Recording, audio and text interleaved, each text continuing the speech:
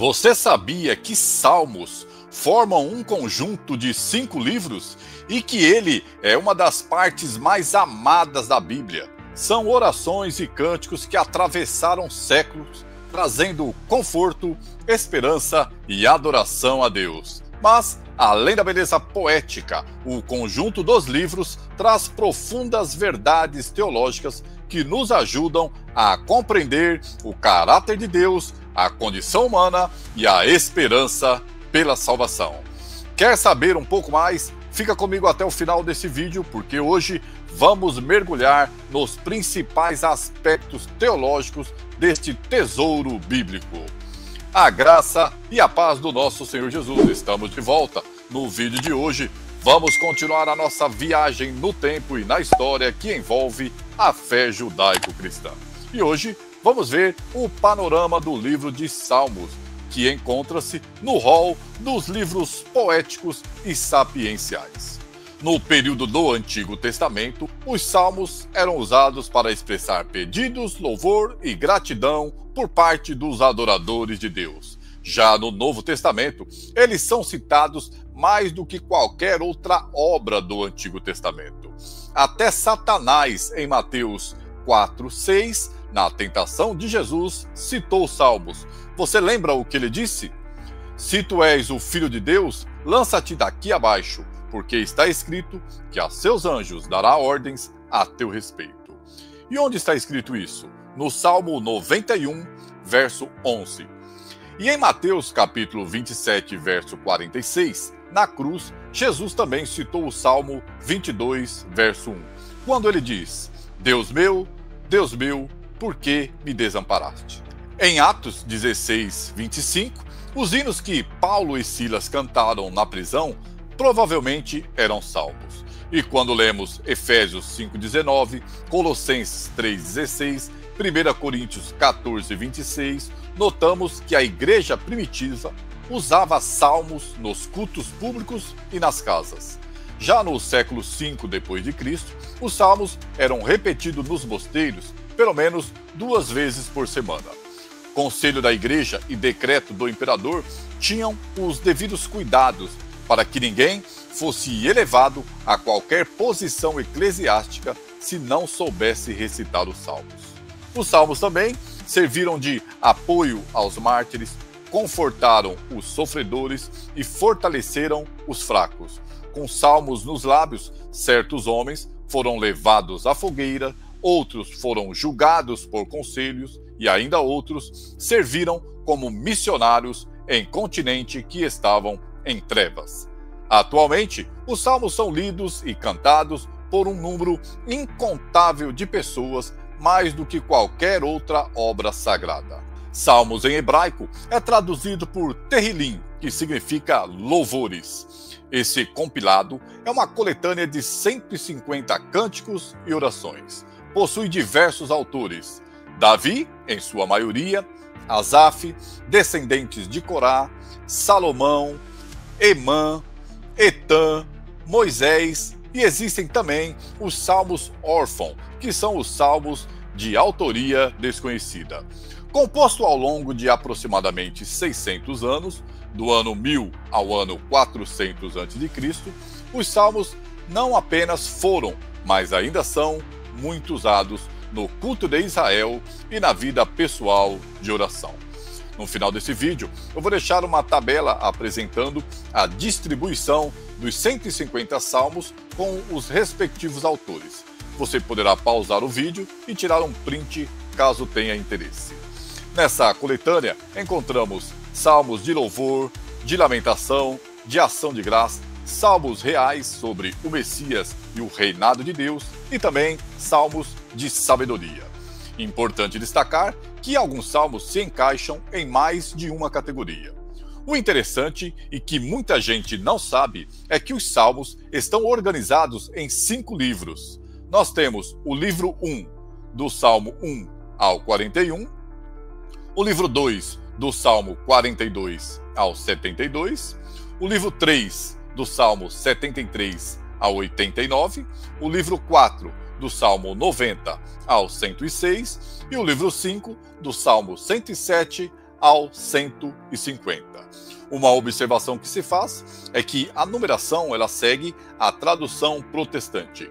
Em versões como a Septuaginta ou a Vulgata, alguns salmos têm numeração diferente.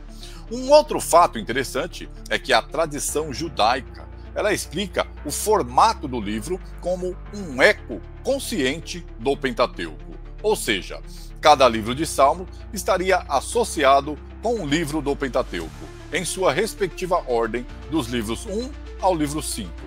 Literatura do período talmúdico, entre o ano 200 e 500 d.C., afirma que, abre aspas, assim como Moisés deu a Israel os 5 livros da lei, assim Davi deu 5 livros de salmos a Israel. Fecha aspas. Já o nosso saudoso PhD, um dos mais brilhantes eruditos da comunidade evangélica, Carlos Oswaldo Pinto, doutor em exposição bíblica, em sua grandiosa obra.